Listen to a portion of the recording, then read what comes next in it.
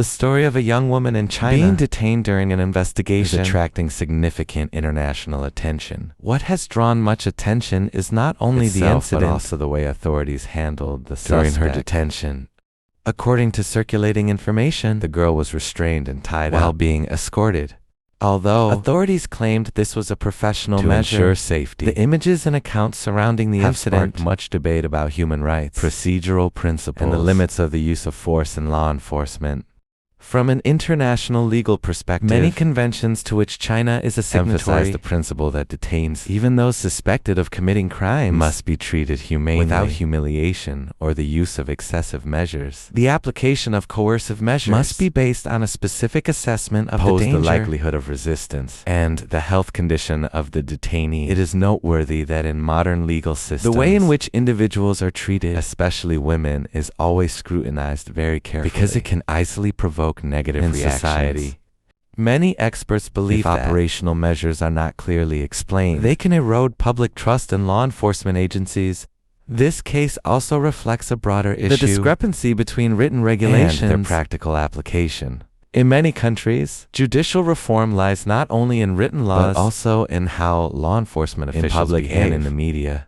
Although no final official conclusion has been reached, the story of the arrested girl become a prime example of why issues related to human rights, fair trial, and transparency are always topics of concern to the international community.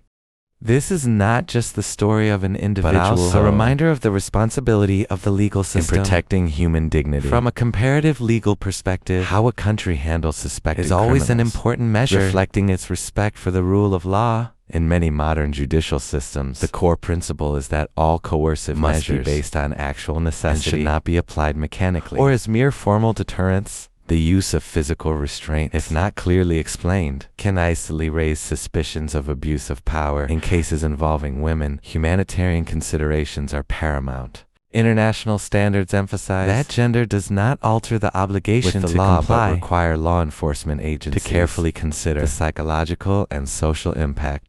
Controversial images, even those resulting from professional work, can generate strong criticism and damage the public's reputation of the judicial system. Another noteworthy point is the role of media and social networks in the digital age. Every action of law enforcement can be recorded and disseminated within minutes. This places an increasing demand on transparency, as any information gap is with speculation, emotion, or negative interpretations.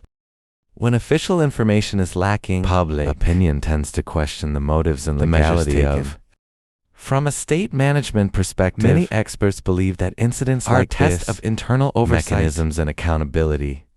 A strong legal system relies not only on strict regulations, but also on its ability to self-examine and self-regulate when social disputes arise.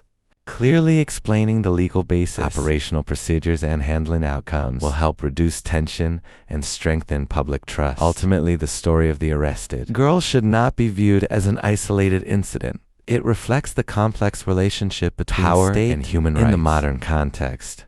When the law is enforced cautiously, transparently, and responsibly, society will be less skeptical, and heated online debates will gradually subside.